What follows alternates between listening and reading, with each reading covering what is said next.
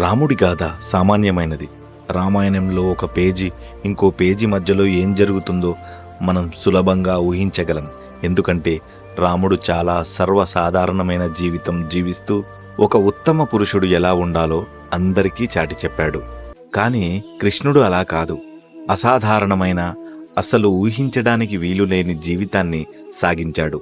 ఒక పద్యం, ఒక అధ్యాయం చదివితే కృష్ణుని గురించి పూర్తిగా తెలుసుకోలేము. తర్వాత జరిగేది ఏంటో కూడా ఊహించలేము. అంతటి విభిన్నమైన శైలి కలిగిన జీవితం కృష్ణుడిది.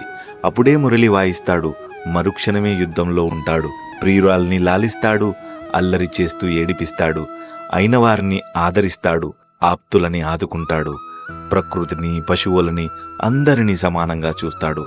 అందుకే పరిపూర్ణమైన యుగపురుషుడి జీవితం ఊహకి అందనంత దూరంగా ఉంటుంది. వారి మౌనం, వారి మాటలు, వారి కోపం, వారి ప్రేమ సామాన్యమైన వ్యక్తులకి అర్థం కావు.